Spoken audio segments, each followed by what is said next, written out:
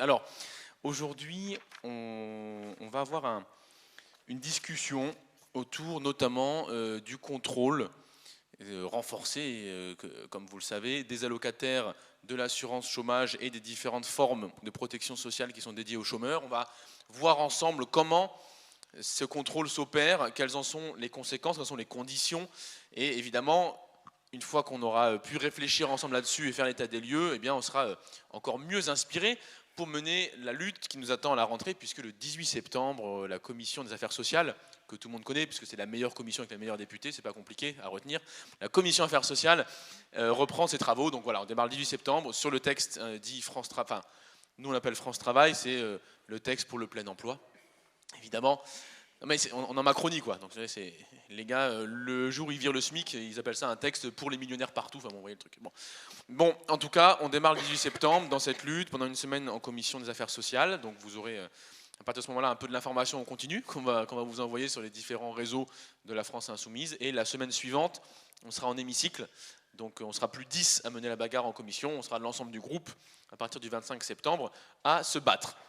Aujourd'hui, pour en discuter avec nous, Claire Vivès, sociologue, je vais dire qu'on ne présente plus sur le sujet des demandeurs d'emploi et du chômage. Bienvenue Claire, ravi de pouvoir avoir la discussion aujourd'hui avec toi, sachant qu'on a un livre qui sort, on a aussi trois autres collègues qui l'ont coécrit avec nous, mais on a un livre qui sort dans une semaine. Bon, on a un livre qui sort mi-septembre sur le contrôle des chômeurs avec Claire et 3 autres collègues. Bonjour Mirabel Lemaire, secrétaire générale du SNU FSU Pôle emploi, donc syndicat de combat pour les agents de Pôle emploi et pour les usagères et usagers, donc qui arrive à réunir les deux dans la lutte quotidienne pour faire des services publics d'emploi quelque chose qui soit à la fois un service, qui soit public et qui soit de l'emploi, ce qui n'est pas si évident que ça en réalité lorsqu'on analyse les 3 termes et qu'on les distingue. Donc je vais vous donner le micro successivement et puis après je ferai un point selon ce qui me restera à dire, donc j'espère un petit peu quand même. Et puis sinon vous aurez plus vite le moment de questions-réponses. On prévoit à peu près 1 heure pour toutes les interventions et puis une bonne demi-heure d'échange ensuite avec vous. Claire, c'est à toi, tiens. Bonjour, merci beaucoup pour l'invitation, merci d'être présent et présente de façon assez matinale pour parler de chômage et de traitement des chômeurs et des chômeuses. Peut-être pour commencer, je pense que l'actualité elle me semble double. Il y a effectivement cette loi dite plein emploi, pour le plein emploi, et il y a à venir aussi une négociation, reprends le terme avec beaucoup de guillemets, je vais expliquer pourquoi, une négociation des règles d'assurance chômage. Évidemment, ces deux combats, enfin je ne sais pas comment appeler ça, ouais, on va dire combat, ces 2 thématiques sont liées pour le gouvernement et donc probablement politiquement dans les réponses à apporter, mais ça c'est pas mon boulot.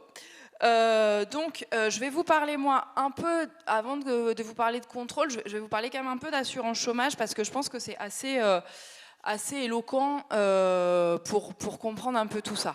Et après je vous parlerai de contrôle, de France Travail un petit peu, mais il y a des gens beaucoup plus qualifiés que moi et beaucoup plus au fait des dernières annonces. Donc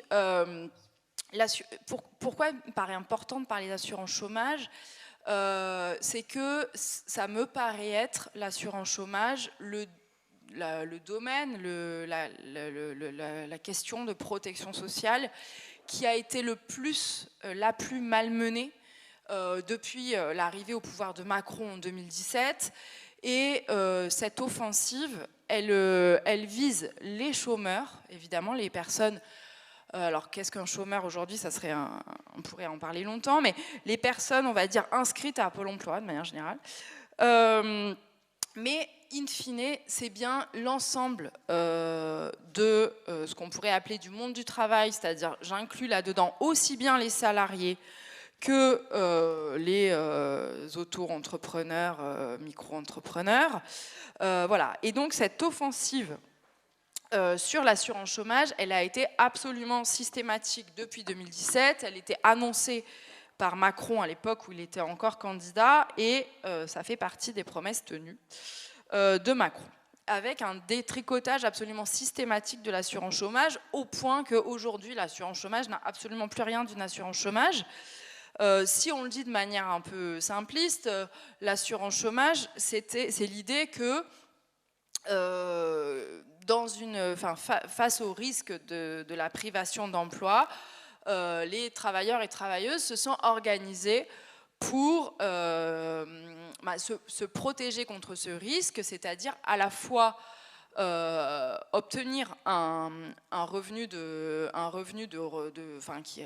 qui remplace, de substitution, de remplacement pendant cette période, faire de cette période aussi une possibilité pour se former, se reconvertir, afin de poursuivre sa carrière, et avec l'idée que cette protection, elle est aussi une protection pour les salariés en poste, puisque c'est parce que pendant les périodes de chômage, les travailleurs, travailleuses ont une couverture qu'ils peuvent refuser certains emplois qu'ils jugent de mauvais, enfin qu'ils ne veulent pas, dont ils ne veulent pas, avec des salaires faibles, des mauvaises conditions de travail. Et c'est bien ça qu'il a fallu, qu'il s'est agi d'attaquer. Et cette protection, comme l'ensemble de la sécurité sociale, même si c'est spécifique, l'assurance chômage, ça arrive plus tard, en 1958, c'est paritaire, avec toutes les limites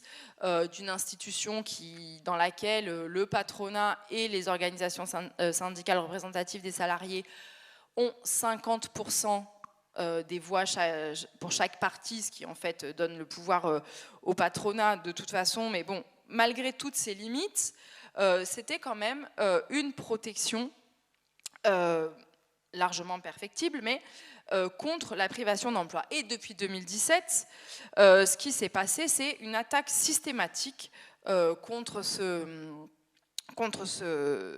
droit des travailleurs et des travailleuses, avec à la fois une attaque contre le fait que les organisations syndicales et patronales négociaient et déterminaient les droits, à la fois les droits et aussi les cotisations à payer pour les employeurs et les employeuses. Et on se retrouve aujourd'hui avec une assurance chômage absolument vidée de sa substance, puisque les négociations ne sont plus des négociations. Outre les moments où les négociations sont suspendues, aujourd'hui il y a ce qu'on appelle une lettre de cadrage. Là, la dernière lettre de cadrage vient de sortir au début de l'été, si je ne dis pas de bêtises, enfin bon, dans les dernières semaines là. Et en fait, le gouvernement bloque toute possibilité de négociation, puisqu'il dit vous n'avez pas le droit de revenir sur les réformes antérieures, vous devez faire des économies encore. Et donc voilà, ces négociations n'en sont plus. Et il y a eu aussi une attaque sur le côté salarial de l'assurance chômage, puisque alors qu'auparavant, le montant versé dépendait du salaire précédemment perçu, aujourd'hui, par un micmac technique sur lequel je ne vais pas revenir maintenant, mais on pourra y revenir si vous le souhaitez, pour un certain nombre de travailleurs et travailleuses, ceux qui ont des emplois qu'on peut qualifier de discontinus, le salaire, l'allocation n'a plus rien à voir avec le salaire perçu pendant les périodes travaillées. Et donc, on se retrouve avec aujourd'hui une assurance chômage qui est en fait uniquement pensée par ceux qui en décident comme un outil de régulation, je reprends leur terme, un outil de régulation du marché de l'emploi, et en plus au service des employeurs. C'est-à-dire que l'objectif qui est aujourd'hui donné à l'assurance chômage, c'est de lutter contre les pénuries de main-d'œuvre. C'est pas du tout le rôle d'une assurance chômage. Alors je discute pas du diagnostic sur les pénuries de main-d'œuvre, on aura probablement l'occasion d'y revenir, mais c'est pas l'objet là pour l'instant de mon propos. C'est vraiment de dire c'est un dévoiement total de ce droit des travailleurs, puisque on n'est plus dans protéger collectivement contre la privation d'emploi, on est passé à fournir de la main-d'œuvre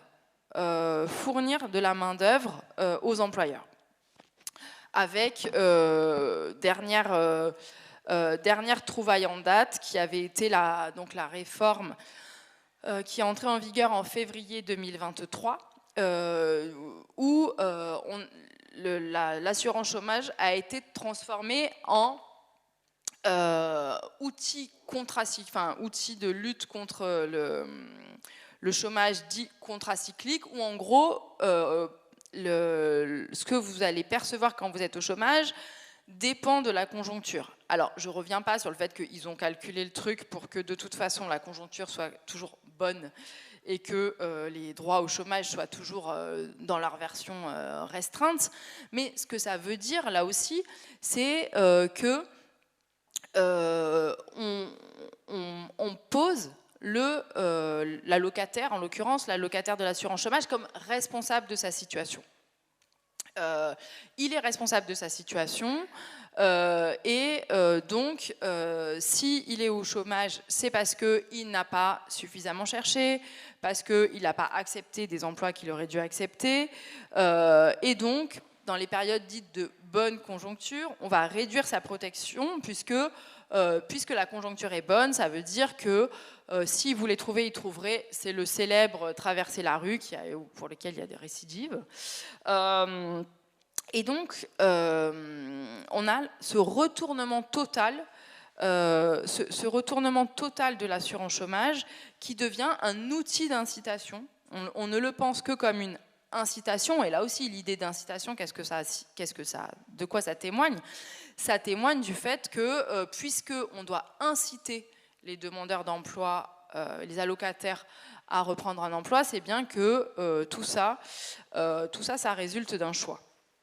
Et donc j'en viens à mon deuxième point un peu plus général sur le cadrage un peu des politiques d'emploi avec le projet de loi dit pour le plein emploi, puisque l'assurance chômage, je ne l'ai pas rappelé, mais aujourd'hui, on a environ 40% des demandeurs d'emploi inscrits à Pôle emploi qui sont indemnisés par l'assurance chômage. Donc là aussi, c'est une manière de montrer les lacunes de cette protection, puisque finalement, seule une minorité aujourd'hui a accès à l'assurance chômage, et je ne reviens pas sur la faiblesse des montants pour un grand nombre d'allocataires concernés. Le cadre général, le contexte général qui concerne l'ensemble des demandeurs d'emploi, allocataires ou non allocataires, c'est bien cette idée que de toute façon, les chômeurs sont responsables de leur situation. Et que s'ils voulaient sortir du chômage, ils pourraient le faire. Ce qui est assez significatif, c'est que le gouvernement a repris à son compte une formule qui était à la base utilisée par une association d'insertion, une sorte de slogan politique d'une association d'insertion qui est « Personne n'est inemployable ».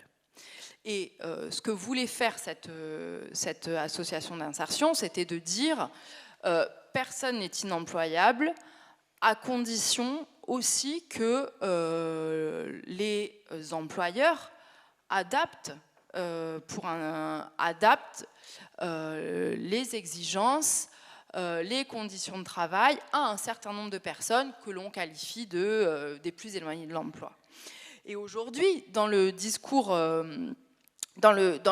macroniste, on a un retournement total de cette formule. C'est-à-dire que quand le gouvernement dit personne n'est inemployable, il ne dit pas les employeurs doivent s'adapter, je ne sais pas quoi. Il dit, ce qu'a en tête le gouvernement, c'est tout le monde doit travailler. C'est pas du tout le même sens dans cette formule. Et comment on fait pour que tout le monde doive travailler? On durcit les conditions d'accès aussi bien à l'assurance chômage qu'aux autres allocations pour les personnes demandeuses d'emploi, par exemple le RSA, en faisant quoi? d'une part, en mettant en place des contreparties à l'allocation. Donc voilà, c'est le projet France Travail qui consiste à dire on va conditionner la perception du RSA à la réalisation de 15 à 20 heures d'activité, alors avec des variations. Enfin, de toute façon, le projet est extrêmement flou et les conditions de sa réalisation sont quasiment impossibles. C'est-à-dire que s'il faut accompagner 15 à 20 heures des allocataires du RSA, c'est aujourd'hui, en l'état actuel du service de l'emploi, juste absolument impossible, et ça, tu le diras mieux que moi. C'est-à-dire que le problème de l'accompagnement du RSA, de l'accompagnement des bénéficiaires du RSA aujourd'hui, c'est pas que les bénéficiaires du RSA veulent pas être accompagnés, c'est qu'en fait ils sont pas accompagnés, et qu'il n'y a pas les moyens, le service public de l'emploi n'a pas les moyens de les accompagner, Et le deuxième volet de cette loi dite plein emploi pour mettre tout le monde au travail, c'est le renforcement du contrôle. Avec l'idée que tous les demandeurs d'emploi inscrits à Pôle emploi doivent être soumis aux mêmes obligations. Et donc, l'idée, avec la création de France Travail, c'est de faire du contrôle un outil majeur de cette réorganisation, ce qui en soi est très éloquent, c'est-à-dire que comment on arrive au plein emploi en contrôlant davantage. Alors, je ne m'étends pas sur le fait que, d'une part, ce que montrent les chiffres dont on dispose, c'est que les demandeurs d'emploi recherchent un emploi, dans leur très très grande majorité, quelles que soient les études, les comptes qui sont faits, on est à des chiffres qui dépassent les 80-85% de personnes qui sont effectivement qui sont en recherche d'emploi. Le fait que, de toute façon, ce qu'on voit aussi, c'est que contrôler davantage n'a jamais ni créé de l'emploi, ni même amélioré la situation des demandeurs d'emploi qui recherchent un emploi. Et donc voilà, on est vraiment sur cette offensive où finalement, plus l'objectif de plein emploi est présenté comme atteignable. Alors, on pourrait discuter sur les chiffres qui sont retenus, la manière de qualifier le plein emploi, mais plus le plein emploi paraît atteignable selon leurs chiffres, moins cette situation finalement, j'ai envie de dire, la situation d'emploi fait envie, parce que l'objectif de plein emploi est atteint au prix d'emplois qui n'en sont, ce sont formellement des emplois, mais avec des salaires très faibles, des conditions de travail très mauvaises, et le fait de pousser un certain nombre d'usagers et d'usagères du service public de l'emploi au non-recours. Soit parce que les allocations sont tellement faibles que finalement les gens ne voient pas bien l'intérêt d'y recourir, soit parce que le contrôle et les contreparties sont tellement fortes pour des personnes qui cumulent des difficultés de santé, de mobilité et autres, que là c'est pareil, ça pousse au non-recours avec de ce fait une invisibilisation d'un certain nombre de personnes qui, dans d'autres conditions, seraient des usagers et des usagères du service public de l'emploi, mais qui sont contraintes de s'en écarter et de ne plus recourir à ce service public. Mais bon, je m'en tiens là et puis on pourra échanger dans les questions. Et alors du coup, une question nous brûle les lèvres, après t'avoir remercié. Une question, Mirabel, comment fais-tu pour radier des chômeurs, toi qui travailles à Pôle emploi? Est-ce que tu peux nous revenir avec nous un peu sur tes petits trucs? Je radie pas, moi. Les gens sont grands. Donc je suis Mirabel Le Maire, rien à voir avec le ministre, il n'est pas de ma famille, mais alors pas du tout. Donc je suis secrétaire générale du SNU-TFI-FSU et je fais partie du SNU Pôle emploi. Le gouvernement nous a volé le mot, on est désolé, mais on existait avant le SNU monstrueux pour les enfants, là. Je vais revenir sur beaucoup de choses qu'a dites Claire. Je vais peut-être rentrer un petit peu dans le détail pour montrer à quel point c'est vicieux en fait. D'abord un petit état des lieux. Pour le gouvernement, nous approchons du plein emploi. Le plein emploi, ça correspond à 5% de chômeurs, donc pas beaucoup. Donc, d'après eux, on s'en rapproche, et puisqu'on aurait 3 millions de chômeurs, enfin 3 millions de chômeurs, je vais essayer de respecter les mots, et plus d'1 million d'offres d'emploi. C'est fantastique, en fait, notre pays est grandiose. Mais en réalité, au deuxième trimestre 2023, il y avait quasiment 6,2 millions d'inscrits à Pôle emploi, donc des gens au chômage, ou qui recherchent un emploi en tous les cas. Et les offres d'emploi, j'ai regardé le 23 août à midi, il y avait 1 125 903 offres sur la France entière, tout type de contrat confondu. Donc c'est impeccable, on peut y arriver, le plein emploi, ça va arriver. Mais en fait, les offres d'emploi, moi j'aime bien aller gratter un petit peu, et je cherche les CDI temps complet. Ben, il y en a beaucoup moins. En fait, il n'y a que 10% des offres présentes sur le site de Pôle emploi.fr qui sont des CDI temps complet. On pourrait se dire que c'est parce que c'est le mois d'août et que du coup, il y a moins d'embauches, etc., moins de recherches. Mais pas du tout, en fait. C'est depuis le début de l'année, parce que je fais ça régulièrement, chacun ses dadas.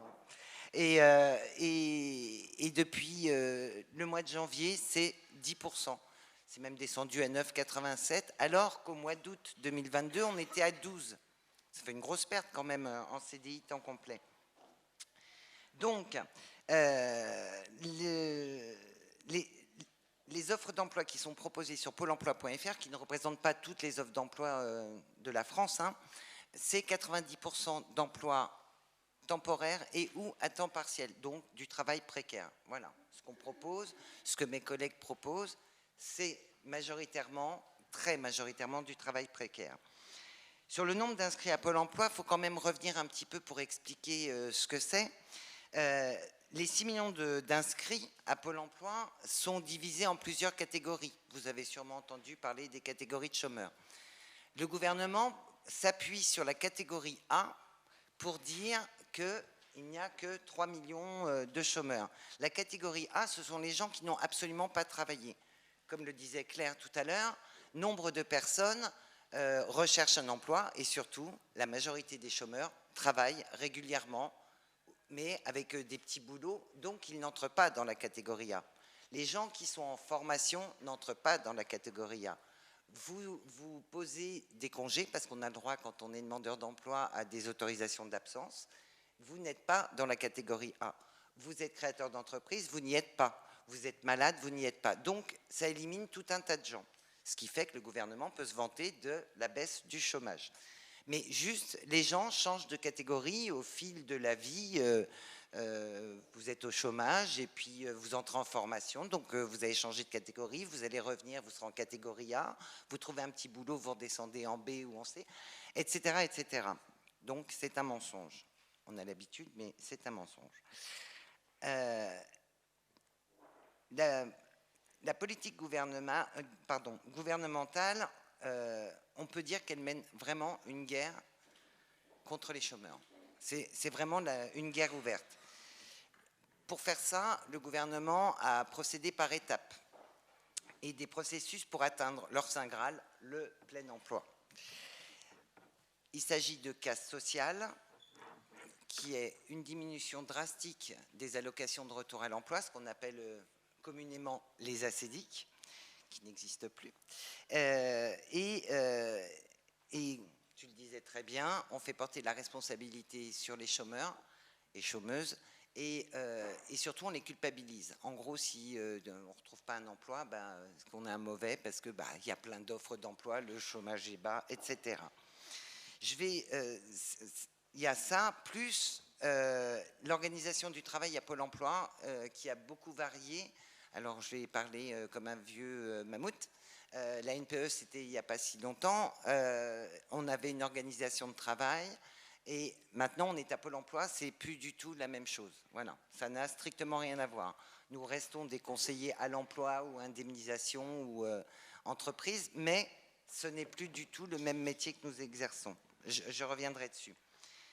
Le décret qui a été mis en place en octobre 2021, il faut un petit peu expliquer à quel point c'est vicieux.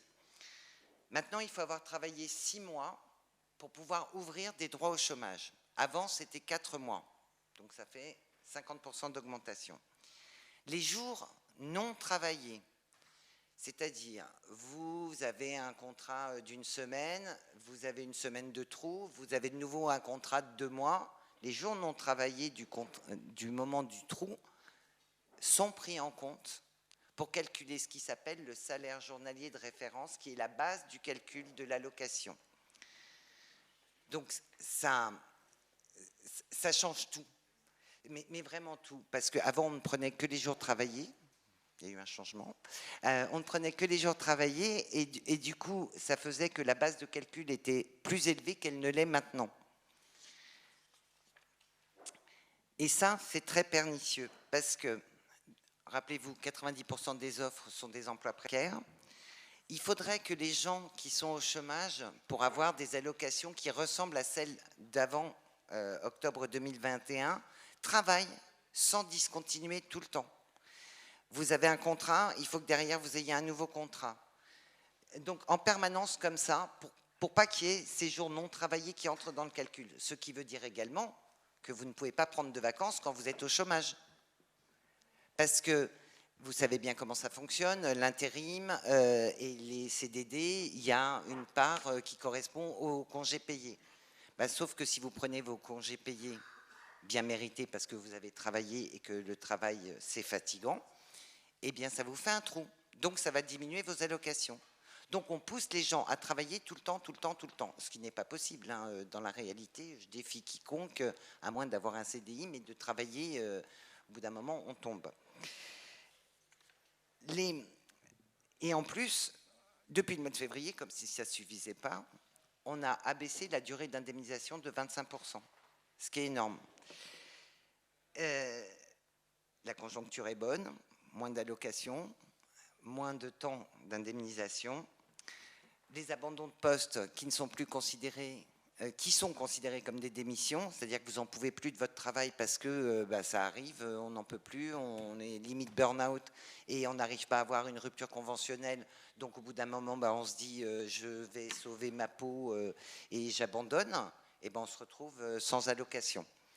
Enfin, c'est monstrueux. Et l'augmentation du contrôle, on en parlait.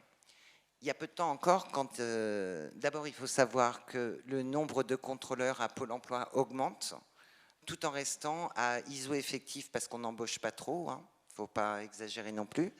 Ça veut dire qu'il y a des collègues qui étaient conseillers à l'emploi qui passent sur le contrôle, donc on enlève des conseillers à l'emploi pour les mettre sur le contrôle. Avant, le contrôle était là pour faire de la remobilisation, pour pousser les gens, j'emploie à dessein les termes, pour pousser les gens à rechercher réellement un travail parce que, évidemment, ils n'en cherchaient pas. Maintenant, c'est plus ça. Maintenant, ça va être du contrôle avec sanctions. Et les sanctions, parmi les sanctions, il y a la radiation temporaire où on ne va plus toucher d'allocation. Parce que c'est bien connu, quand vous allez avoir moins de sous, vous êtes au chômage, vous avez déjà, si tout est bien que vous avez enchaîné les boulots, vous avez la moitié de votre ancien salaire, donc déjà c'est super bien pour vivre, parce que vous aviez quand même un salaire. Et comme vous n'avez pas assez cherché, on va vous dire, pendant ce temps-là, pendant cette période, vous ne toucherez pas vos allocations. Donc ça va, c'est fantastique, c'est sûr qu'avec moins d'argent, ça va être plus facile de trouver un boulot et de rechercher un boulot.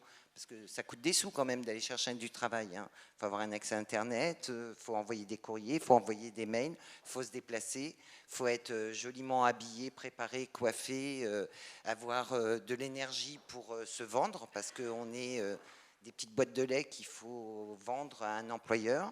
Mais avec moins de sous, ça va être la fête. Enfin bon. Et moi, il me faut des notes. J'étais en vacances comme Claire, donc il faut se replonger dedans. Je suis désolée. Non, ouais, mais c'est normal, c'est nous qui te payons. Enfin, cela dit, vous me payez aussi, je suis agent public, mais j'ai des congés. Je reviens sur le travail des conseillers. Notre mission, les conseillers placement, c'est le placement du demandeur d'emploi. Ça, c'est notre mission, c'est-à-dire qu'on est là pour aider les gens à retrouver un travail. On n'a pas du travail dans la poche, mais on est là normalement pour vous aider à bâtir un projet professionnel parce que vous avez envie de faire, je ne sais pas moi, dentiste pour hippopotame, pourquoi pas. Enfin, tout le monde a le droit de faire ce qu'il a envie de faire dans la vie en théorie. Notre travail, c'est ça. Il y a peu d'offres. Mais si vous arriviez à me prouver qu'en faisant cette formation et en vous axant sur ce métier, si vous me prouviez que vous alliez retrouver du travail, moi, je pouvais vous faire financer la formation. Ça, c'était notre métier de conseiller placement. C'est terminé, ça. Bien sûr, c'était en lien avec le marché du travail, donc il fallait bien prouver que dentiste pour hippopotame, vous alliez sortir du chômage, parce qu'il y avait une forme de cercle vertueux. Vous sortiez du chômage, vous repayez à nouveau des impôts, des cotisations salariales, etc. Vous rentriez dans la société. Et donc, si on vous aidait à vous former, ça permettait vos impôts, etc., de former d'autres gens à d'autres métiers. Donc ça, c'était avant. Maintenant, c'est fini. Il faut que votre projet professionnel corresponde parfaitement au marché du travail. Je prendrai l'exemple dont tout le monde a entendu parler, des Jeux Olympiques 2024 que nous adorons tous ici et que nous avons très hâte de voir, où on envoie des convocations à des gens pour les envoyer sur les métiers de la sécurité. Métiers de la sécurité où ils auront un travail pendant 6 mois et après, hop, ils reviendront au chômage. C'est pas ça. Nous, on est là pour normalement du travail pérenne. Et en plus, nous avons l'intelligence artificielle qui va envoyer les demandeurs d'emploi vers des prestataires privés. Donc, des officines privées payées avec notre argent à tous de nos impôts. Et cette intelligence artificielle, elle marche aussi pour l'indemnisation. Parce qu'on part du principe que l'individu n'est pas unique, et donc on crée une automatisation du versement des allocations. En fait, c'est pour ça que mes collègues de l'indemnisation, ils sont submergés de travail, parce que ça ne marche pas, en fait. Donc, ils sont obligés de repasser derrière. Ça crée un surcroît de travail. C'est une imbécilité totale. On est tous différents, on a des boulots différents. Les choses ne se passent pas de la même manière. Il m'a dit d'accélérer, donc j'accélère. Les économies, 2,5 milliards grâce à au décret, pas la réforme de l'assurance chômage, le décret d'octobre 2021, 2,5 milliards d'économies faites sur le dos des chômeurs. Par là-dessus, monsieur Bruno Le Maire, celui qui n'est pas de ma famille, va venir ponctionner les réserves de Pôle emploi pour renflouer la dette. Nous, on a d'autres idées dans mon syndicat, par exemple, taxer les super profits. Ce serait une bonne idée pour renflouer la dette. Et j'accélère. En résumé, baisse des allocations, baisse de la durée d'indemnisation, augmentation des contrôles, la fallacieuse baisse du chômage, augmentation de l'apprentissage, des apprentis qui vont venir travailler subventionnés, 15 avateurs d'activité pour les allocataires du RSA. Tous ces points ne servent qu'à une seule chose, la coercition des privés d'emploi, et ça dans un seul but, la mise en concurrence des précaires qui entraîne les non-augmentations de salaire, la dégradation de nos conditions de travail, et ça, pour les actifs et pour les privés d'emploi, parce que actif un jour privé d'emploi. Et donc, ça nous concerne toutes et tous, et il ne faut pas laisser passer ça. Voilà, merci.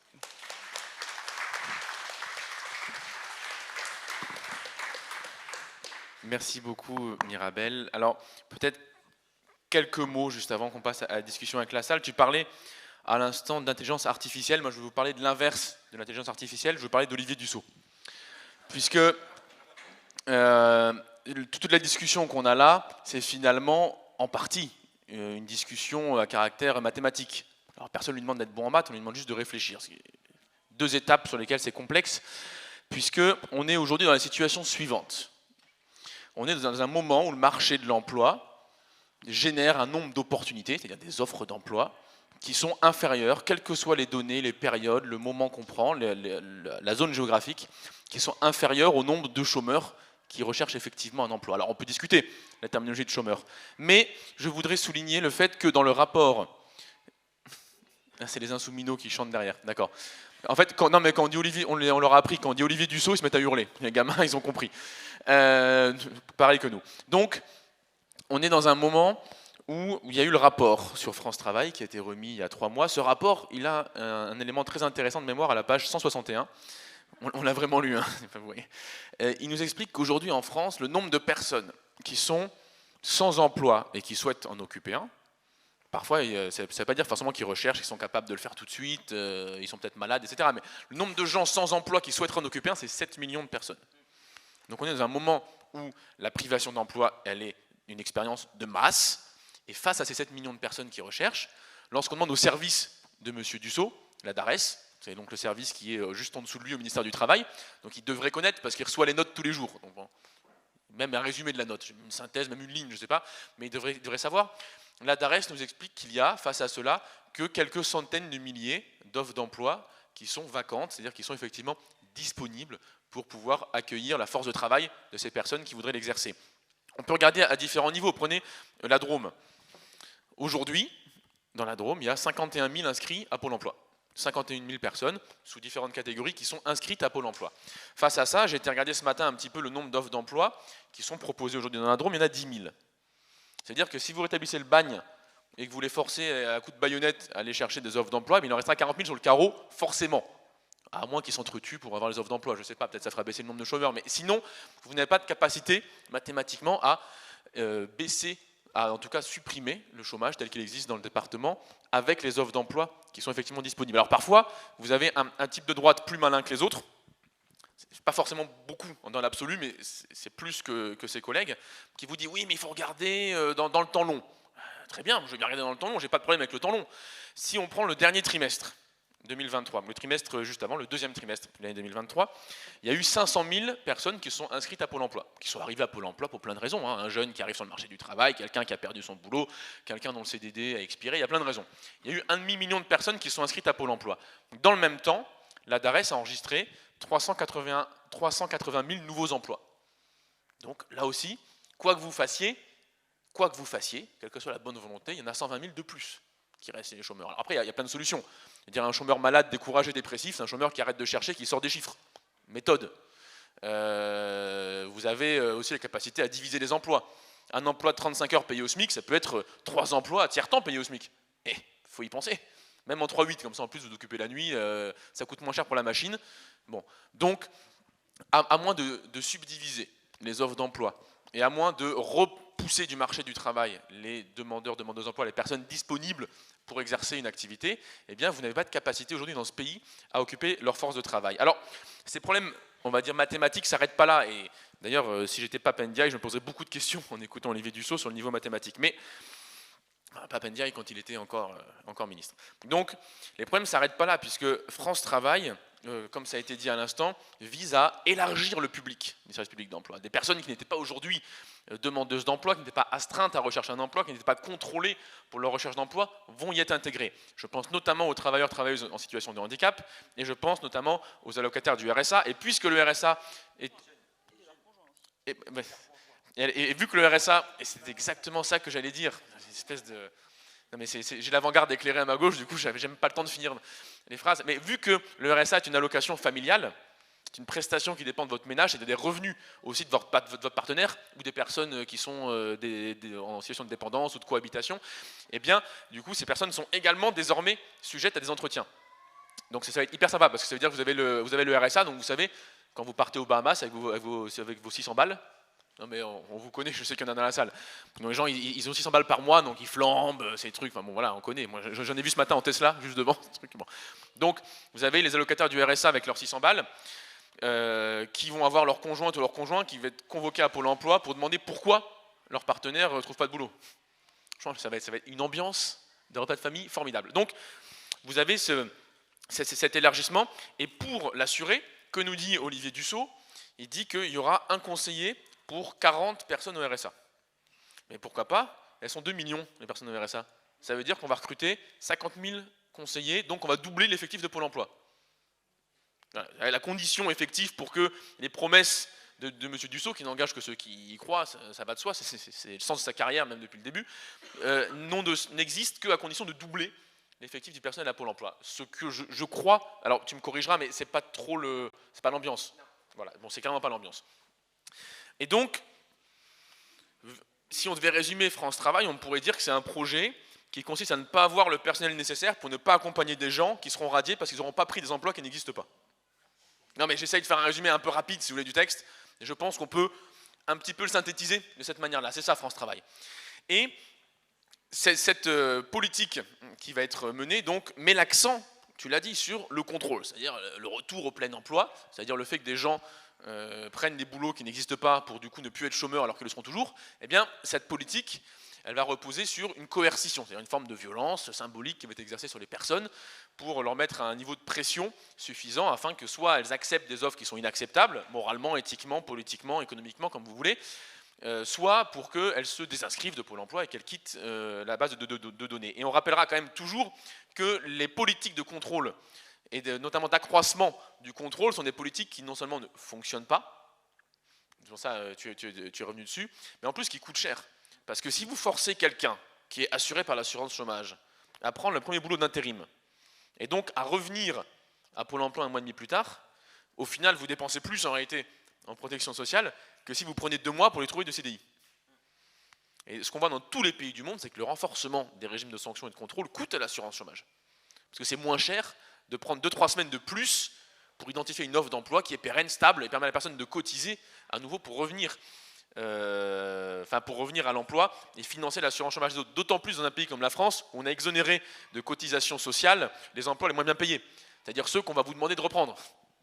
Vous allez reprendre des boulots où vous ne cotisez pas pour les différentes caisses de la sécurité sociale qui peuvent ensuite bref, il y a différentes branches à la Sécu. Il y avait une très bonne formation mardi matin.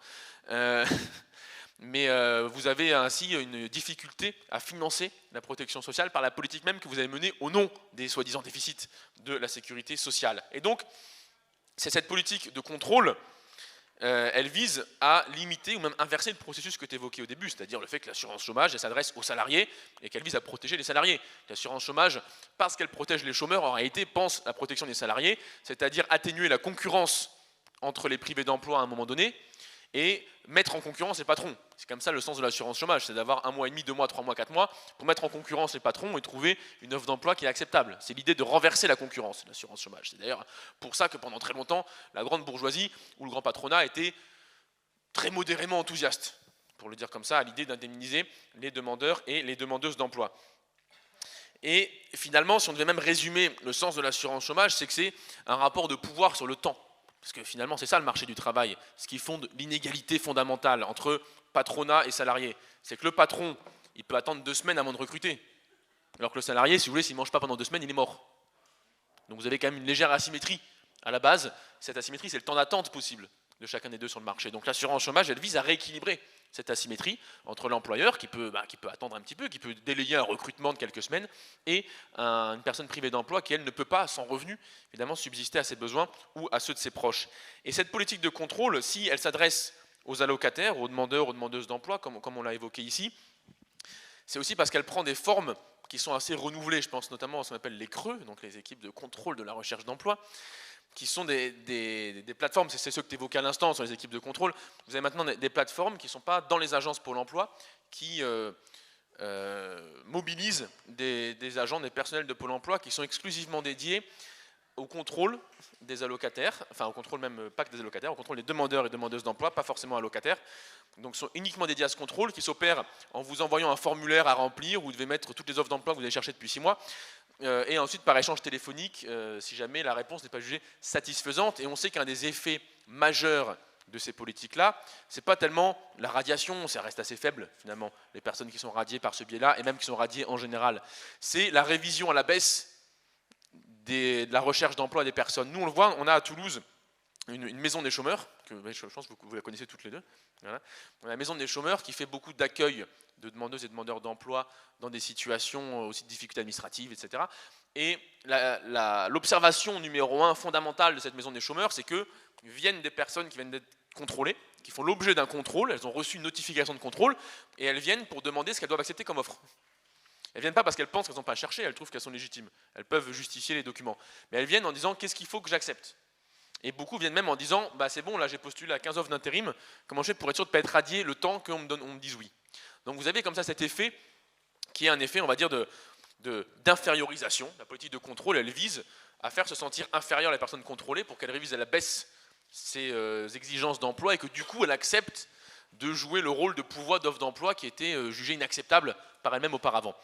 Et donc ainsi, ça explique d'emploi, au lieu d'avoir sa fonction historique qui est de maintenir votre niveau de vie d'un emploi à un autre, c'est quand même la mission historique, c'est de faire en sorte que vous n'ayez pas une dégradation sur le marché du travail, mais que vous ayez une évolution positive de vos qualifications, de vos rémunérations au cours de la carrière. Au lieu d'assurer cette évolution positive, se retrouve à être l'instrument de la dégradation du prix de la force de travail, de la surexploitation, de la crise du capitalisme terminal, enfin vous voyez tout le truc, quoi. Bon, je résume très légèrement un petit peu sur la fin. Mais donc, vous avez ainsi cet objectif qui est assigné à France Travail, et dont, peut-être je conclue là-dessus pour qu'on ait un temps de discussion important, et qui vraiment ne doit pas juste être compris comme un contrôle moral de la personne des chômeurs. Évidemment qu'il y a ça, évidemment qu'il y a un discours à la Castaner, les chômeurs ils fraudent tous parce que moi je connais le fils du conjoint de la belle-mère de ma tante qui un jour a fait au black 2 heures, payé 20 €, vous imaginez, 20 €, 2 heures, tout le monde, on perdrait 100 millions d'euros dans France, on serait ruiné, ça serait la fin de tout. Bon. Vous voyez l'histoire un peu, vous avez ça évidemment, les chômeurs fraudent, vous avez évidemment l'idée de réduire le niveau des salaires qui sont payés dans ce pays, parce que si on veut atteindre le plein emploi, c'est atteindre le plein emploi sans augmenter le niveau de masse salariale. C'est-à-dire, le mieux, c'est de créer plus d'emplois avec autant de salaires. Donc, il faut bien que les gens soient moins payés pour qu'on arrive à ce niveau-là. Et finalement, peut-être le dernier point qui est vraiment important, parce que je pense que pour des militantes et des militants, il a une portée argumentaire qui fonctionne même dans des milieux de droite. Des gens qui ne sont pas avec nous, forcément, qui ne sont pas d'accord, mais qui sont sensibles à l'argument. Moi, je l'ai testé, je pense à Istres, notamment, à la caravane populaire cet été. Le contrôle, notamment maintenant qu'on va contrôler les allocataires du RSA, il signifie que toute sanction, elle n'est plus personnelle. Parce qu'on va contrôler des allocataires d'une prestation familiale. C'est-à-dire l'allocataire du RSA, il reçoit de l'argent pour soi, mais aussi, par exemple, pour ses enfants. Et donc, le bénéficiaire d'une prestation familiale va être l'objet d'une sanction pour son comportement propre, mais qui va être reporté sur les proches. C'est-à-dire qu'on va suspendre des prestations destinées, par exemple, aux mineurs ou aux enfants à l'école, au titre de la mauvaise ou de la non-recherche d'emploi des parents. Et en fait, quand vous le dites, vous avez quand même des gens très politiques familiales, pour le dire rapidement, quoi, qui pensent que quand même c'est normal d'avoir des allocations familiales, qu'il y a un travail de reproduction en milieu familial, que c'est normal d'avoir un peu d'argent pour aider les gosses, qui sont sensibles à cet argument. Et à bien se rendre compte de ce décalage énorme, c'est-à-dire qu'on passe d'une politique de contrôle des chômeurs à une politique de police des familles. En fait, c'est ça qui va se jouer là. Et donc, les premiers qui vont payer le prix des radiations pour défaut de recherche d'emploi des allocataires du RSA, c'est les enfants des allocataires du RSA. Donc on connaît d'ailleurs les effets derrière en termes d'échec scolaire et de reproduction sociale sur 2 générations lorsqu'on commence à les mettre dans la pauvreté. Donc, vous avez c'est cet effet-là qui, je pense, est extrêmement important. Et c'est je pense, un des angles, en tout cas, assez forts qu'on va mobiliser dans la bataille qui vient pour donc lutter contre ce qui... On ne sait toujours pas si ça va s'appeler à la fin France Travail, parce qu'il y a un débat, il y a des sénateurs, ils ne voulaient plus que ça s'appelle France Travail. Enfin, moi j'ai plein d'idées, hein, on peut appeler ça France Goulag, France Bagne, enfin je sais pas, il y a plein de trucs possibles. Non mais les macronistes, ils trouveront un truc. Bon, ça, il n'y a pas de souci, mais ils auront une expression. Mais on ne sait pas comment ça va s'appeler. Tout ce qu'on sait vraiment pour l'instant, c'est qu'il y a une organisation qui réunira plein de gens, on ne sait pas exactement qui, pour faire des choses, on ne sait pas exactement quoi.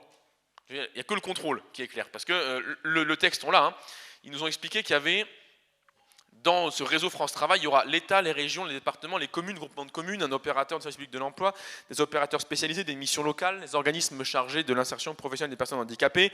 Bon, il manque en gros que ma grand-mère et vous avez tout le pays, quoi, qui siégera au comité d'administration de France Travail. Donc on ne sait pas exactement qui pilotera et qui fera quoi, et surtout, on reconnaît, il faut être juste parfois, on reconnaît qu'il y a la patte de M. Dussault dans cette histoire, puisqu'on se rend compte qu'en termes de mission, personne n'a réfléchi. Dans le texte, il y a un article quand même qui précise les compétences de France Travail, et il y a écrit littéralement qu'il y aura un comité national qui déterminera les services, les méthodes, les référentiels, les objectifs. Voilà, non mais c'est ça France Travail, c'est qu'on crée un truc, on ne sait pas trop avec qui, je pense qu'on sera 30 millions, je pense que vous serez tous tirés au sort, vous serez dedans, et on réfléchira, une fois que ce sera créé, aux services rendus, peut-être qu'il n'y en aura pas, on pensera après, aux méthodes, ils hésitent, le CNUT, le fouet, on sait pas, hein, il y a une hésitation encore, les référentiels, dire sur quoi on se basera, est-ce qu'on gardera les systèmes informatiques de Pôle emploi, qui d'ailleurs font souvent la joie des agents à Pôle emploi, qui aiment beaucoup. Non mais je sais qu'il y a un truc sur le logiciel, vraiment, vous avez un... D'ailleurs c'est très bien. D'ailleurs, ça permet aussi bien de communiquer avec les prestataires privés. On a vu hier la fuite d'informations de 200 000 demandeurs d'emploi grâce aux opérateurs privés de placement. Merci à eux. Hein. Le privé, c'est efficace, même pour perdre les données. Comme quoi. Et on ne sait pas non plus, les objectifs devront être décidés par ce comité national. Bref, bon, on a un truc, c'est une aberration totale. Et donc, on va mener une lutte implacable de bout en bout, du 18 septembre jusqu'à quand il faudra. Je pense que peut-être on peut passer bien 6 jours sur l'article 1. Moi, je pense que c'est un bon plan. En tout cas, nous n'irons pas à l'article 7. Non, je plaisante, ça va. Non, je rigole. Non, je rigole pas, on n'ira pas, hein, je vous assure, on n'ira pas. Non, je pense qu'en tout cas, en commission, on va enliser le truc, et qu'après, on va les mettre en difficulté, notamment parce qu'en fait, le début du texte, c'est le contrôle. On démarre direct là-dessus. C'est pas comme les textes retraite, où ils nous ont foutu des articles liminaires pour perdre du temps. Là, le nerf de la guerre, c'est immédiat. C'est, je crois, le contrôle, les personnes en situation de handicap, qui sont intégrés au service public d'emploi. Donc on arrive vraiment sur le nerf de la guerre immédiat et on sera en bagarre. Le 18, c'est bagarre à la commission affaires sociales. Enfin, les chaises voleront, le truc. Ouais, pas de mon fait, parce que les mecs en face, ils perdent leur nerf tout le temps. Mais ça sera voilà, la bataille. Donc j'invite à être attentif à partir du 18 pour pouvoir rediffuser ce qu'on va faire, en parler autour de vous, nous aider à mener la bagarre. Parce que s'il peut y avoir, je ne sais pas, par exemple des occupations d'agence, par exemple, des rassemblements, des activités, on va dire, chaleureuses, solidaires et conviviales, eh bien, vous savez que vos députés LFI sont tout à fait à votre disposition pour vous aider, vous accompagner là-dedans.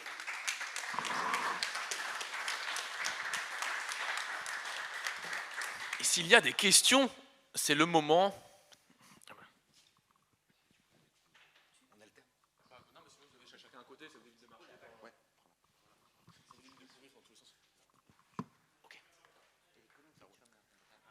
Bonjour, du coup déjà merci pour cette conférence. Dans ma famille aussi, ça parle beaucoup des étrangers notamment. Voilà, comme quoi ils arrivent en France et puis ils profitent des allocations de tout ça. Et du coup, peut-être que vous pourriez dire un mot sur justement en fait la difficulté, notamment des personnes qui arrivent en France et qui ne parlent pas français et qui du coup sont obligées de cumuler les emplois précaires. Voilà.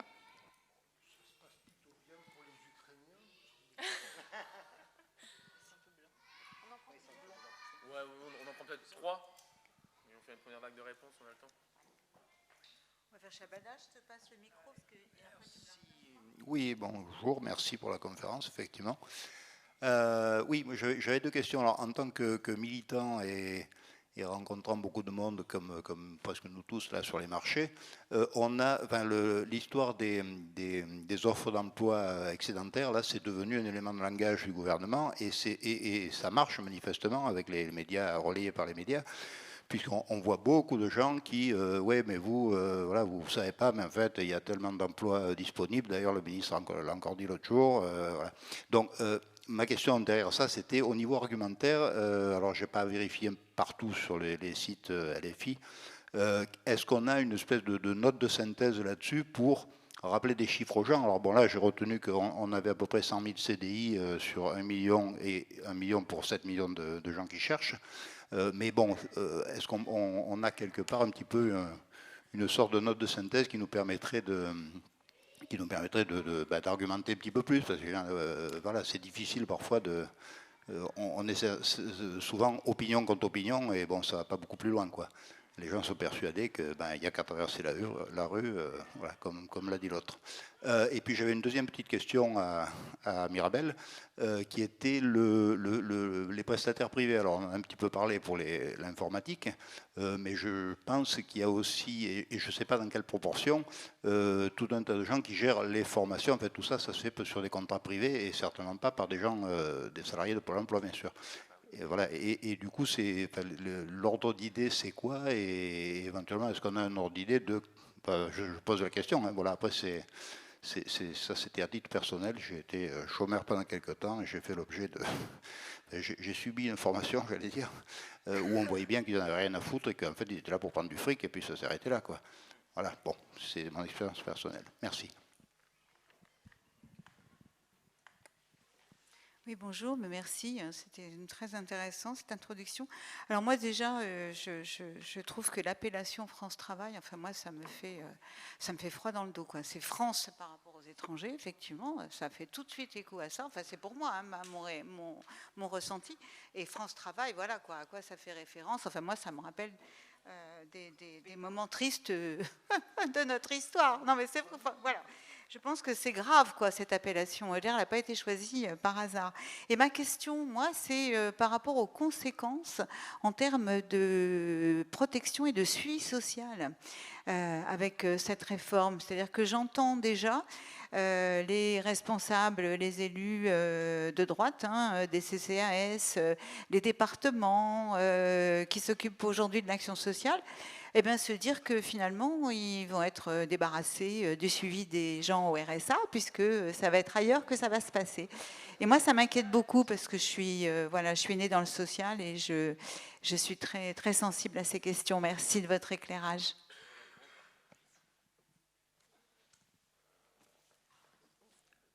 On fait une première réponse? Allez, on prend ta question et on fait une dernière. Bonjour, merci pour effectivement ces éclairages et tous ces chiffres. On a bien compris qu'en effet la guerre est déclarée aux chômeurs et que c'est un principe même du système capitaliste. Il faut vraiment responsabiliser les gens qui ne trouvent pas d'emploi. On compte bien évidemment et on fait confiance tout à fait à nos députés pour mener la bataille comme ils l'ont menée déjà pour la retraite. Maintenant, je voudrais aller plus loin. On sait très bien, même si on arrivait à améliorer l'indemnisation des chômeurs, si on revenait à une situation d'avant, etc., on sait très bien que le chômage est une valeur, entre guillemets, un ajustement du système capitaliste. Le patronat, le système capitaliste a besoin du chômage pour maintenir les salaires plus bas, pour maintenir des conditions de travail difficiles, etc. On sait tout ça par cœur. Donc, je voudrais savoir... Bon, je suis militante France Insoumise, bien sûr, de Saône-et-Loire et de l'Essonne avant, et je suis aussi une insoumise communiste. Je me pose la question de savoir si on ne devrait pas aller plus loin dans notre réflexion, à savoir de déconnecter à un moment donné. Je pense qu'il faudrait qu'on puisse déconnecter le salarié de son contrat de travail. Parce qu'à partir du moment où il est lié à un contrat de travail, bien évidemment, il est pieds et mains liés, il est dans les mains du patronat. Et donc, il y a une idée qui traîne. Hein. Voilà, vous voyez de qui je veux parler. Hein. Oui. Voilà, de Friot. Bernard, oui. Voilà. Qui dit que le salarié ne devrait plus être lié par un contrat de travail, mais devrait avoir une rémunération, un revenu lié à sa personne. Ça existe déjà en France, ça existe avec la fonction publique, mais qu'on est en train de détricoter largement. Mais c'est vrai que les fonctionnaires avaient un salaire à vie, et on l'a bien vu pendant la période du Covid, ils ont eu un maintien de salaire. Donc les fonctionnaires ne sont pas liés au bon vouloir d'un patronat. Voilà. Est-ce qu'il ne faudrait pas, nous, à l'AFI, qu'on prolonge notre réflexion sur cette question? Parce que même si on améliore les conditions d'indemnisation des chômeurs, ces personnes restent liées par un contrat de travail et donc dans les mains du patronat. Merci.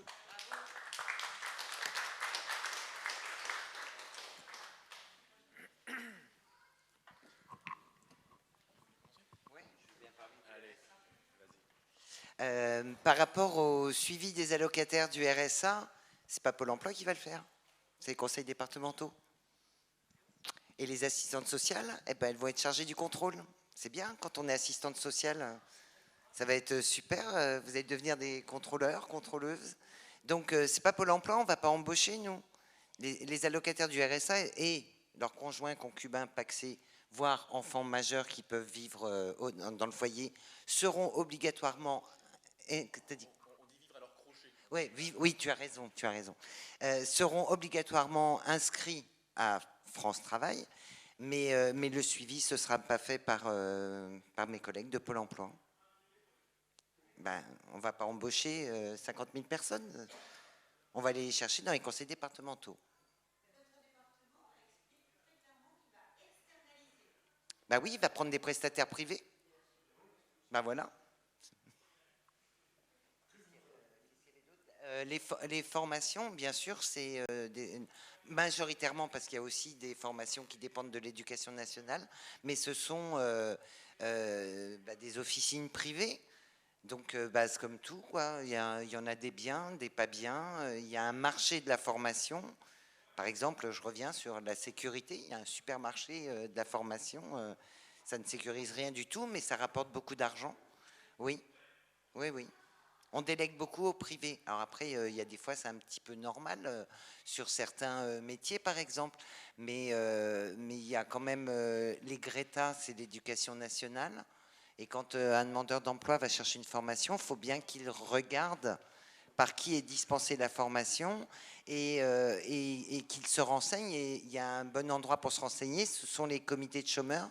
Il y a plein d'associations de défense des chômeurs qui malheureusement font également beaucoup le travail de Pôle emploi en sous-main, mais ils sont au courant de beaucoup de choses, donc il faut inciter les gens à les rallier, et puis comme ça, ils viennent avec nous quand on manifeste. Et on n'est pas tout seul, voilà. Qu'est-ce qu'il y avait d'autre? Je ne sais plus. Suivi social, formation, comité de chômeurs. Je vous laisse... Je vais ajouter quelques mots et puis Adrien complétera. Sur la question des étrangers et des étrangères, parmi les réponses, alors c'est pas une réponse qui ne concerne que les étrangers et les étrangères, mais il faut quand même avoir en tête que un des faits marquants en matière d'assurance chômage, alors c'est pas propre à l'assurance chômage, mais c'est aussi le cas dans l'assurance chômage, c'est la question du non-recours.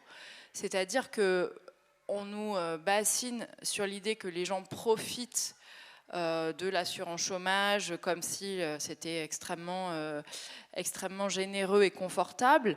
Évidemment, ce qui n'est pas souligné, c'est le fait que en matière d'assurance chômage, alors c'est toujours compliqué de chiffrer le non-recours, mais on sait que c'est au-delà de 30% des personnes qui pourraient avoir des droits au chômage et qui n'y recourent pas. Donc ça déjà, c'est un premier élément de réponse. Alors, ils ne recourent pas pour des raisons diverses, à la fois parce que c'est complexe, à la fois certains parce qu'ils ne souhaitent pas, parce que c'est vrai aussi que, étant donné le discours qui est véhiculé sur les allocataires, il y a un certain nombre de travailleurs, travailleuses qui reprennent un peu ces discours à leur compte en mode non mais moi je suis pas un assisté donc moi j'y vais pas.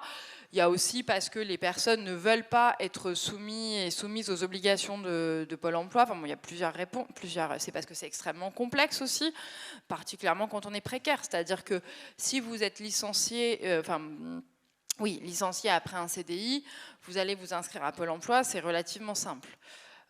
Si vous enchaînez les contrats précaires, faire valoir ses droits à Pôle emploi, ça devient là déjà beaucoup plus compliqué. Pour compléter spécifiquement sur la question des étrangers et des étrangères, il faut savoir que c'est particulièrement encore plus complexe pour eux, avec, on n'a pas parlé ce matin, mais des problèmes de ce que Pôle emploi appelle des trop-perçus, c'est-à-dire des allocations qui sont versées de manière que Pôle emploi qualifie d'indues et qu'ensuite Pôle emploi va récupérer. Et pour les étrangers, c'est particulièrement compliqué parce qu'en fait, leurs droits au chômage sont liés à leur titre de séjour. Et selon le titre de séjour, ils n'ont pas les mêmes droits. Et comme les préfectures, pour des raisons sur lesquelles je ne m'étendrai pas, mais ont beaucoup de retard dans l'attribution des titres, il se peut qu'il y ait des étrangers qui ont perçu des droits, mais qui finalement n'ont plus le même titre de manière rétroactive. Enfin bon, c'est extrêmement compliqué. Et autre élément qui fait que les étrangers ont moins accès à l'assurance chômage, c'est par exemple les étudiants et les étudiantes. Alors vous allez me dire, oui, quand on est étudiant, on n'a pas le droit d'avoir accès à Pôle emploi. C'est plus compliqué que ça. Oui, mais bon. Voilà, mais ça dépend de ce qu'on déclare, sauf que pour les étrangers, pour le coup, c'est très clair. Ils ont des titres de séjour étudiants qui empêchent tout accès à l'assurance chômage. Et là, il n'y a pas de négo possible, j'allais dire. Et donc, pour beaucoup d'entre elles et eux, quasiment tous, en fait, ils travaillent quand ils sont étudiants. Et une fois les études finies, ils n'ont aucun accès à l'assurance chômage, alors que n'importe quel autre ancien étudiant ou étudiante française aurait eu accès à l'assurance chômage. Donc voilà, en fait, c'est encore plus difficile pour les étrangers et les étrangères d'accéder à l'assurance chômage, et non pas, finalement, j'ai envie de dire, intéressant, comme, enfin, je sais pas quoi, une sorte d'opportunisme sur l'assurance chômage. Sur la question... sur les travailleurs sociaux qui sont, enfin, de France Travail, enfin, de futur France Travail, je pense que ce sur quoi il faut insister, Adrien l'a beaucoup dit, mais c'est vraiment le fait que, pour l'instant, il n'y a que des slogans politiques. Et le slogan, ce qui compte, c'est de véhiculer l'idée que, d'une part, les bénéficiaires du RSA ne cherchent pas, pourraient travailler et ne le font pas, et que demain, dans France Travail, parce qu'il y a quand même un espèce de discours un peu, je sais pas, social, je sais pas comment dire ça, mais qui nous dit que grâce à France Travail, enfin, les gens seront accompagnés. Bon, c'est pas le cas. Enfin, et donc aujourd'hui, même dans les expérimentations qui ont eu lieu, ce qui ressort de ces expérimentations, pour avoir consulté des comptes rendus d'instances de représentation du personnel à Pôle emploi, dès que les organisations syndicales, ça tu le diras mieux que moi, mais interpelle la direction de Pôle emploi sur mais qu'est-ce qui va se passer, comment on va faire ça, personne ne peut répondre en fait. Enfin, c'est vraiment le flou absolu. C'est aussi ce qui fait dire que on n'est pas à l'abri, ou je sais pas si c'est une bonne ou mauvaise chose, mais que rien ne change. Enfin, ou pas grand-chose, mais on sait qu'il y aura du contrôle. Voilà, il n'y aura pas forcément plus d'accompagnement, mais il y aura du contrôle. Enfin, et c'est surtout ça que c'est comme ça que c'est construit, quoi. C'est-à-dire, de toute façon, c'est le flou le plus absolu, et on demande aux agents, alors qu'il s'agisse des agents de Pôle emploi, des agents des départements, des agents des prestataires privés aussi, de faire plus de boulot avec pas plus de moyens, quoi. Voilà. Bon, ce qui est bien, c'est qu'il n'y a plus grand-chose à dire. Oui, tout à fait, c'est vrai. Alors, sur les offres non pourvues, écoutez, ça tombe bien. À l'Espace Livre, il y a un bouquin, mais incroyable. On m'en a dit du bien. Je vois des gens depuis hier. En plus, il coûte que un tiers d'allocation journalière d'assurance chômage, 13 € pour une valeur moyenne. Donc vraiment un bouquin, mais top. D'ailleurs, je crois que tu l'as, Frédéric, non? Emploi non pourvu. Bon ben voilà. Mais donc tu l'as, mais tu l'as pas totalement bien lu. Bon, ok. Je note. Non, mais on n'a pas une note de synthèse. En revanche, ce qui est clair, c'est qu'on va cadrer beaucoup d'interventions sur le sujet à partir du 18 septembre pour mener la bataille idéologique dessus. Donc il y aura pas mal de répétitions du sujet dans les prises de parole qu'on va faire, histoire de matraquer un peu le truc à destination évidemment des nôtres et du grand public. Bon, en plus, alors tu as fait un point Godwin, donc c'est bon, j'ai pas besoin de faire France Travail obligatoire, FTO, tout ça, donc je te le laisse, du coup c'est bien.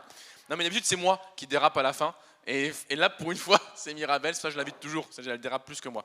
Donc, question, il y a la question du rapport au salaire, qui est une question d'autant plus centrale que une des manières de percevoir l'assurance chômage, c'est ça. C'est-à-dire que l'assurance chômage, ça vise en fait à se substituer aux employeurs en maintenant le salaire. Donc l'objectif de l'assurance chômage, c'est bien ça. C'est de maintenir, et c'est pas juste un revenu social, sinon l'assurance chômage verserait du RSA, puisqu'elle verse une allocation qui est un pourcentage du dernier emploi. Alors on pourrait discuter le 100% du dernier emploi, mais puisqu'elle est liée au dernier salaire et qu'elle est financée par les salaires, en fait l'assurance chômage, elle vise à salarier les salariés sans emploi. En fait, les gens, justement, en étant à l'assurance chômage, ils sont salariés sans emploi. Donc c'est ça l'idée, même d'ailleurs, on va dire, l'identité qui peut être revendiquée par les allocataires. En tout cas, c'est comme ça que c'est conçu initialement. Et on se rappellera que l'assurance chômage années 70, je crois, intégrait aussi avec une indemnisation des personnes qui étaient des jeunes sortis d'études ou des personnes dans des familles qui avaient été inactives pendant plus de 20 ans, pouvaient être intégrées à l'assurance chômage et indemnisées pour revenir à l'emploi après. Donc on ouvre même le droit à ce salaire continué qu'est l'assurance chômage à un ensemble de personnes qui n'avaient pas préalablement cotisé. Maintenant oui, mais historiquement, ce que je veux dire, c'est que même la manière dont on pense l'assurance chômage, elle peut être tout à fait l'instrument en fait de ce que tu évoques. C'est-à-dire que le lien entre le salaire et la perte d'emploi, l'assurance chômage, elle le résout en maintenant un salaire. Après, il faut discuter le montant, etc. Mais le principe du maintien du salaire, il se joue là. Bon, sur les étrangers, j'ai pas grand-chose d'autre à dire, si ce n'est que... elle a un truc, cette étranger. Bon, c'est bien, elle va déraper encore. Non, mais... peut-être juste 2 points rapides. Bon, d'abord, on se rappellera quand même toujours que les travailleurs et travailleuses étrangers ont une contribution nette au régime d'assurance et protection collective. Si jamais il n'y avait pas de travailleurs étrangers, ça nous coûterait à peu près 6 milliards par an en moins dans les caisses de la Sécu. Je ne sais pas où est-ce qu'on ira les trouver. Bon, il y a toujours Bernard Arnault, mais on pourrait avoir 6 milliards de plus grâce à l'activité des travailleuses et travailleurs étrangers. Et enfin, ce qui est important dans le fait de soulever le sujet, c'est que le texte qui arrivera après, ça va être le texte justement sur dit Asile Immigration volume 45, qui vise justement à faciliter la venue en France de travailleurs et travailleuses pour exercer dans des métiers dits en tension, c'est-à-dire pour éviter que lorsqu'on n'arrive pas à recruter, il y ait une hausse de salaire. Parce que ça, l'idée d'un métier en tension, c'est que les offres sont tellement pourries qu'on ne les réévalue pas pour attirer la main-d'œuvre. Et donc là, le projet gouvernemental, c'est faire venir des travailleurs et travailleuses migrantes, dont d'ailleurs on remarquera que les mecs de droite disent « Ah, les étrangers, ils ne veulent pas travailler ». En fait, Coco, je veux dire, le principe, c'est qu'on les fait venir bosser. Donc, bon, mais les travailleurs étrangers vont venir pour éviter les hausses de salaire de manière organisée par le gouvernement en profitant d'une situation de vulnérabilité plutôt que de leur accorder des droits identiques à tout le monde, leur permettant évidemment de rejoindre les travailleurs nationaux dans tous les combats qui existent pour les meilleures conditions de travail, les salaires, etc. Oui, juste un mot. Au ministère du Travail, avant, il y avait les bureaux de la main-d'œuvre étrangère. Donc, c'était des bureaux en physique où, quand vous étiez un travailleur étranger ne parlant pas la langue, vous pouviez vous adresser à un être humain. C'est fini, ça. Ce sont des plateformes téléphoniques maintenant. Comme il y a le 3949 pour Pôle emploi, il y a un numéro dédié. Donc, vous imaginez, vous êtes dans un pays, vous ne parlez pas la langue, donc vous comprenez mal ce qu'on vous dit. Celui qui est à l'autre bout du fil, il ne parle pas forcément votre langue, donc il ne comprend pas bien ce que vous dites. Donc voilà, le problème est réglé en fait. C'est pas plus compliqué que ça. Bonjour. Moi j'ai une question partage d'expérience sur notamment France Travail et les formations. Et les conséquences sur les formations. Moi, j'ai plusieurs copains et copines qui étaient formateurs dans des boîtes et des assos de formation, notamment, là, c'était du traitement de données, et qui, là, avant l'été, se sont retrouvés au chômage parce qu'il y a beaucoup de boîtes et de formations qui ont fermé, parfois au milieu de cycle de formation, parce que Pôle emploi allait devenir France Travail et qu'il y avait un grand manque de visibilité sur qu'est-ce que ça allait devenir, voilà, sur tout ce flou dont vous avez si bien parlé.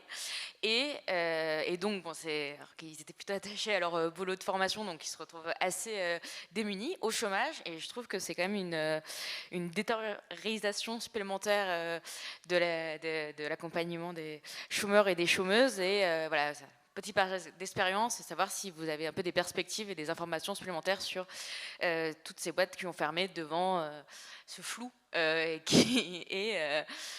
les conséquences que ça va avoir. Merci.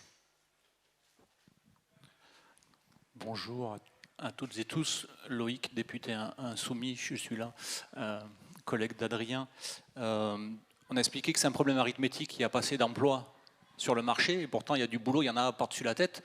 Et on avait proposé une solution lors du mandat précédent qui était la garantie d'emploi avec l'employeur en dernier ressort, qui a un potentiel révolutionnaire. Je pense qu'il peut aussi répondre au questionnement de la collègue insoumise communiste. Je voudrais savoir comment, j'ai pas lu ton bouquin encore Adrien, mais je pense que tu vas me le dédicacer et je me ferai un plaisir de t'offrir 13 € en contrepartie de ce travail. Mais sur cette question de l'emploi garanti avec l'employeur, l'État employeur en dernier ressort, j'aimerais avoir l'avis par contre des syndicalistes de Pôle emploi, parce qu'en fait de FTO on pourrait devenir FTG, France Travail Garantie, et ça aurait pour le coup une vraie portée politique, un vrai sens, et je pense qu'au niveau des perspectives de sortie du chômage, qui est effectivement une construction du capitalisme pour nous maintenir dans cette précarité, on aurait sans doute des solutions révolutionnaires à proposer. Donc voilà, c'est pour introduire cette notion dans la discussion autour de l'emploi.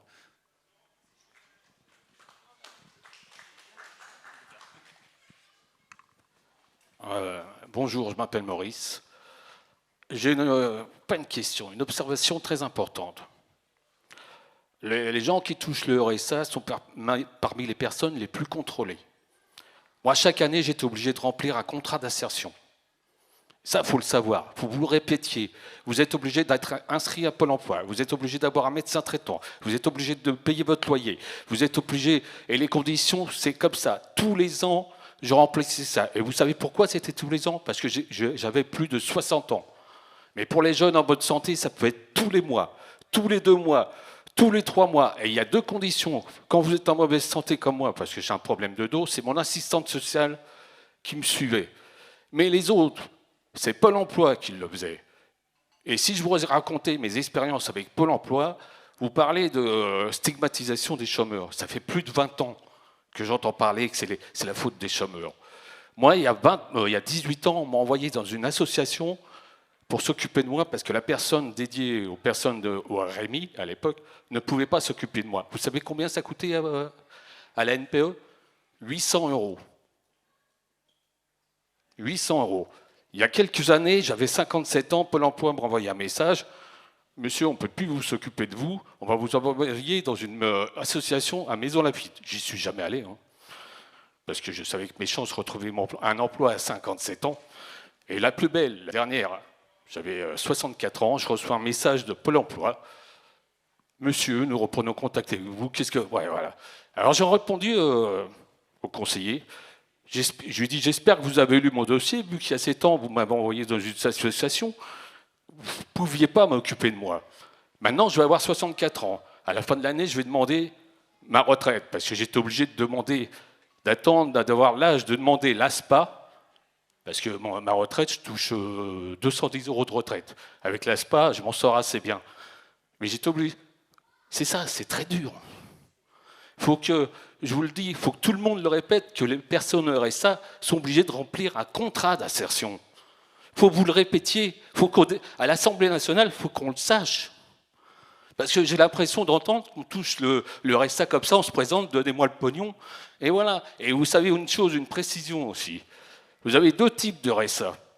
Vous avez le RSA qu'on verse aux personnes qui sont SDF. Et ceux-là, ils touchent le RSA plein. Pour les personnes comme moi qui réussissent à trouver un logement, parce que pour trouver un emploi, il faut avoir un logement, ben le RSA est baissé de plus de 60 €. Et ça, c'est la gauche qui l'a fait. En 88, quand Rocard a créé le RMI, ce système perdure depuis. Et il est important, on crée des inégalités dans la pauvreté. Voilà, c'est tout ce que je voulais dire.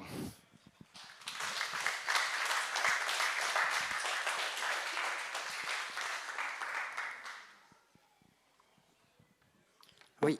Donc moi, j'avais juste une petite question. C'était pour savoir comment lutter contre cette casse sociale et comment... ouais, je sais pas, je me rappelle plus de l'autre question, mais bon, voilà. Je fais court.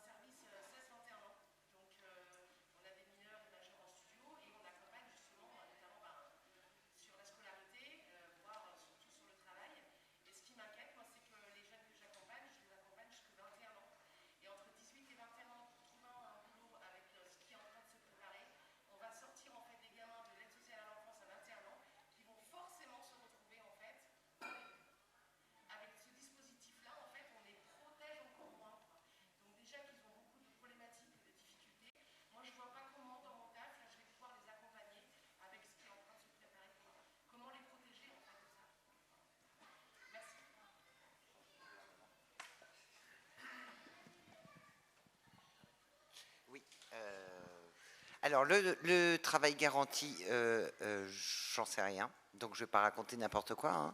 Hein. En revanche, nous, on est pour une sécurité sociale professionnelle, ce qui est un peu du même ordre. On est aussi pour les 32 heures, à salaire égal. Hein.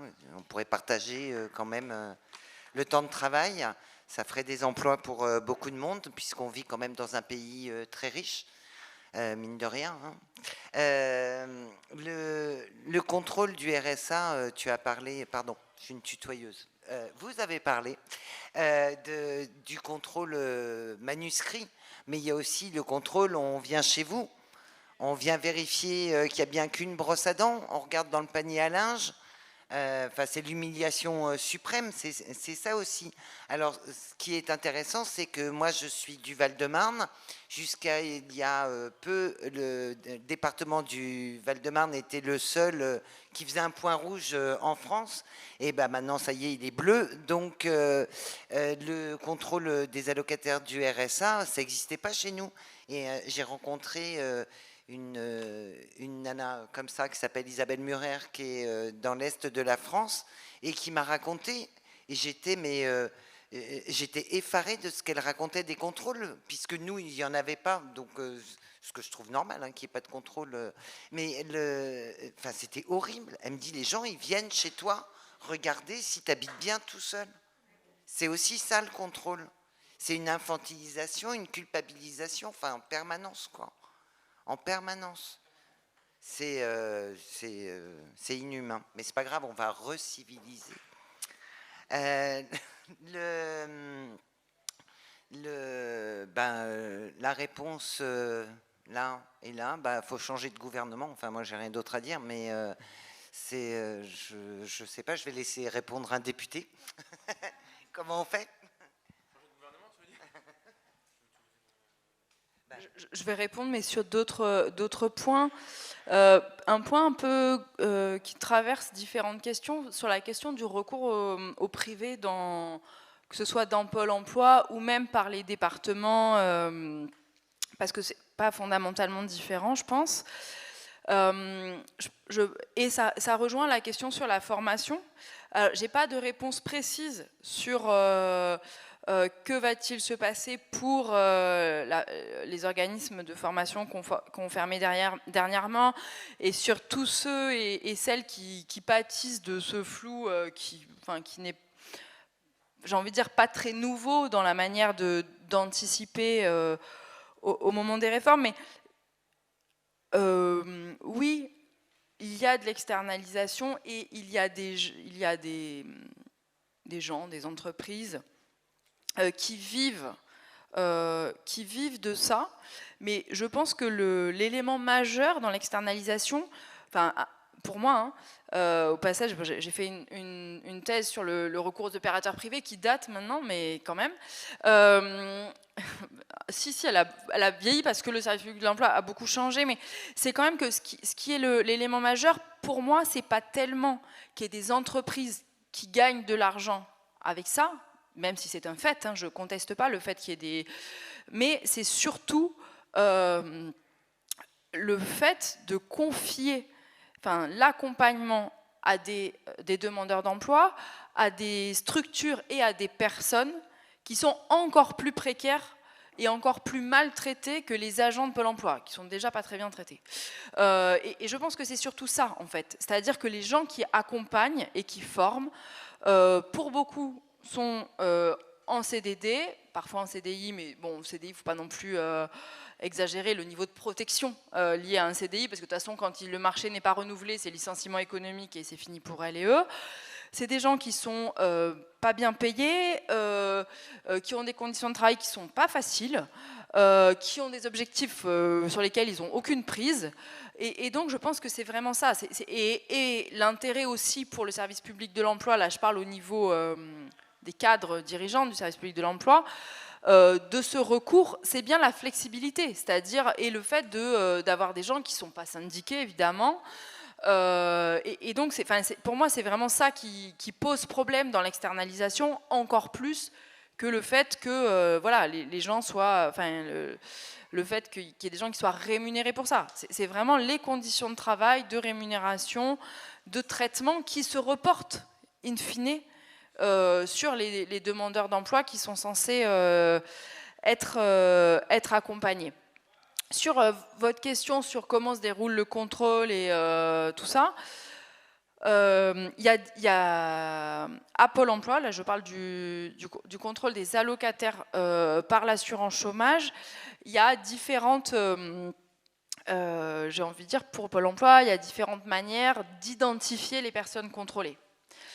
Depuis l'automne 2021, il y a une offensive massive dont on a déjà parlé sur les personnes inscrites sur des métiers dits en tension. Alors là, les personnes, c'est-à-dire par exemple, si vous vous dites que vous recherchez un emploi dans la restauration et que vous êtes à Pôle emploi, vous pouvez être sûr d'être contrôlé ces derniers mois, enfin depuis voilà, quelques mois, très fréquemment. Donc il y a cette offensive métier en tension. Il y a des personnes qui sont signalées, pour reprendre le terme en usage, signalées par leurs conseillers, conseillères, c'est-à-dire que les conseillers, conseillères disent « Oula, lui, je vais l'envoyer au contrôle », alors pour des raisons un peu diverses, mais c'est une autre source, une autre raison d'être contrôlé. Il y a voilà, différentes requêtes et ce qu'on appelle les contrôles aléatoires. Donc là, ce contrôle aléatoire, c'est ce qui est censé garantir l'égalité des demandeurs d'emploi face au contrôle. C'est-à-dire, et c'est comme ça que c'est justifié, il faut toujours garder un pan de contrôle aléatoire parce qu'on dit, bah voilà, tout le monde est, entre guillemets, les mêmes risques de se faire contrôler, bon, ce qui n'est pas vrai, mais voilà, contrôle aléatoire. Et pour le coup, nous, ce qu'on a observé dans le travail qu'on a fait sur le contrôle, c'est plutôt que les auto-entrepreneurs, micro-entrepreneurs, on appelle ça comme on veut, enfin les gens qui ont un projet de création d'entreprise sont moins contrôlés que les autres. Ça ne veut pas dire qu'ils ne le sont pas, mais ils sont statistiquement moins contrôlés et ça fait aussi partie de l'offensive de la politique d'emploi pour orienter les gens hors du salariat. Les contrôles sont plutôt, j'ai envie de ce qu'on a observé, plus clément, si on peut le dire comme ça, envers les micro-entrepreneurs. Mais encore une fois, ça veut pas dire que qu'ils ne sont pas contrôlés. Je te laisse répondre aux questions plus politiques. Bah, essentiellement une, parce qu'on m'a fait signe de manière insistante, et je crains pour ma sécurité physique si jamais on persiste à déborder le temps. Déjà qu'hier, on a failli me... Bref, bon, il se passait des choses horribles après la conférence des heures médicaux, avec 10 minutes de retard, donc là on est à 7. Bon, je vais répondre du coup rapidement à la question que posait Loïc, donc avec lequel on travaille beaucoup, parce que Loïc est celui qui est assis juste devant moi, donc c'est la tête que je vois le plus dans mon existence, c'est la tête de Loïc, c'est la nuque que je connais la mieux, c'est celle de Loïc. Vous me mettez 1000 nuques, je reconnais Loïc. Bon, il est parti, il devait bouger, mais voilà, je vous le dis, histoire de vous mettre un petit peu dans l'ambiance du groupe. Bon, garantie d'emploi, c'est quoi l'idée ? C'est de faire en sorte que la puissance publique ait l'obligation et la responsabilité de proposer, pas imposer, de proposer un emploi socialement utile aux qualifications des personnes qui s'inscrivent à Pôle emploi. Voilà, c'est ça l'idée fondamentale. Alors c'est un vieux débat en économie, ça s'inscrit vachement dans le courant, on va dire, post-keynésien ou une partie du courant marxiste. C'est l'idée que lorsque le marché du travail ne parvient pas à produire les offres d'emploi qui sont nécessaires pour occuper les gens, mais qu'il y a des besoins sociaux massifs, observés, observables, eh bien la puissance publique doit convertir ces besoins sociaux en offres d'emploi. Ça ne veut pas dire que les chômeurs devront les prendre.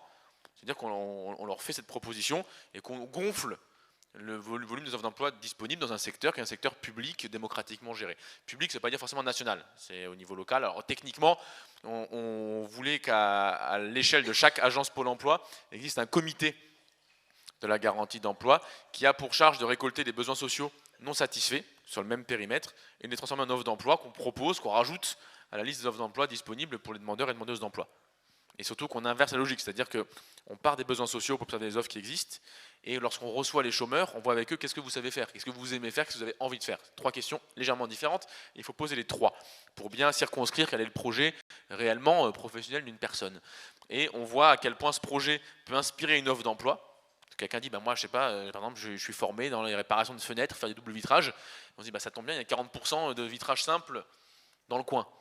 Voilà, il y a de quoi faire une offre d'emploi public qui s'appuie sur les qualifications de la personne, sur ce qu'elle aime faire et ce qu'elle a envie de faire, et qui en plus vient satisfaire un besoin que le marché ne parvient pas à effectivement prendre en charge. Voilà. C'est ça le concept général. Je vous le faisais de manière très courte, parce qu'il reste exactement 15 secondes avant qu'on ait dépassé les 10 minutes, et je pense encore qu'on peut sauver notre peau, tous et toutes, si jamais on met fin tout de suite. On peut continuer à discuter juste là, mais bon, pour les copains, il faut qu'ils aèrent la salle, qu'ils remplacent.